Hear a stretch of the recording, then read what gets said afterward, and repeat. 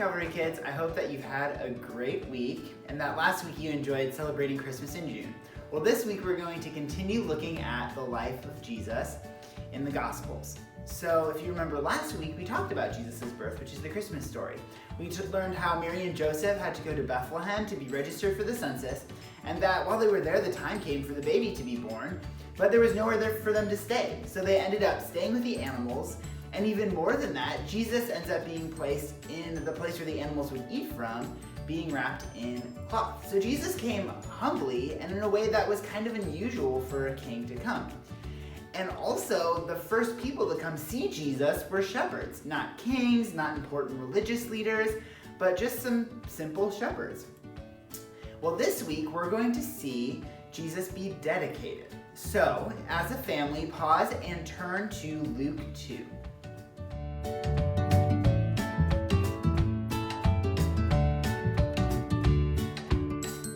Mary and Joseph named their baby boy Jesus, just as the angel had told them to do.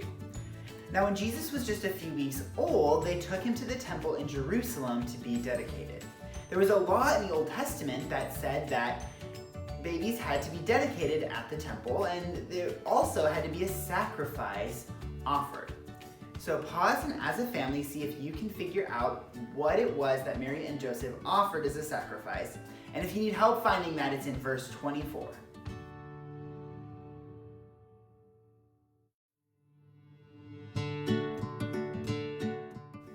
Mary and Joseph offered 2 turtle doves for Jesus' baby dedication.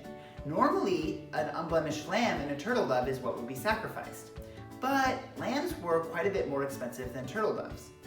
In the Old Testament law, there's an allowance that says that if you don't have enough money to pay for a lamb and a turtle dove, you can just do 2 turtle doves instead. So this is another way that shows Jesus came humbly, in a way that people didn't expect.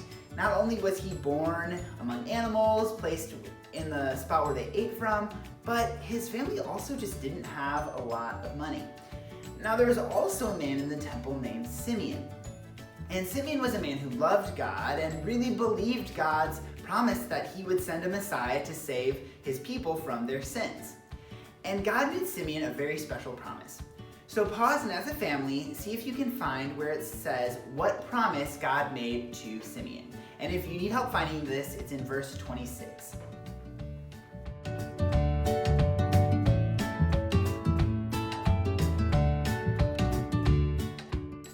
God revealed to Simeon that Simeon wouldn't die until he had seen the Messiah.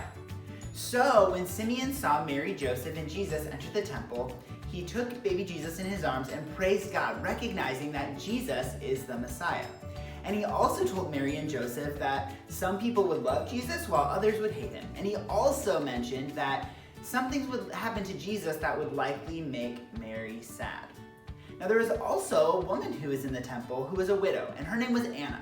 And she was constantly at the temple, praising God and fasting. So pause it as a family, see if you can find out how Anna responded to Jesus.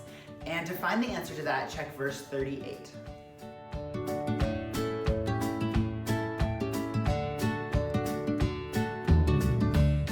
Anna also approached the family and began to thank God, and she began to tell the people around them that the Messiah had come, that God's promises had come true.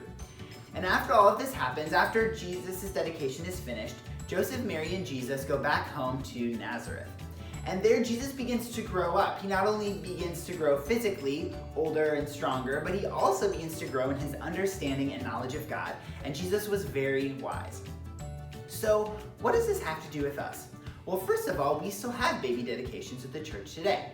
Back in the New Testament, people would dedicate their babies to show that they were committed to serving and following God, and they also did it to obey the Old Testament. Well, now we do baby dedications for parents to publicly show the church that they're committed to pointing their kids to Jesus, and the church commits, everyone else commits to help parents point their kids to Jesus. Additionally, do you remember what Simon and Anna had in common? So pause and as a family, discuss what Anna and Simeon had in common and how they were different.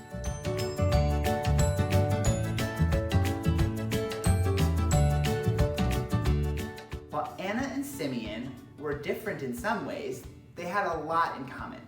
Both of them believed God's promise that he would send a Messiah to deliver his people, and they were eagerly waiting for that promise to come true. Both of them praised God and recognized Jesus as the Messiah, and finally both of them told other people about Jesus. So my challenge for you this week is to find one way to point people to Jesus.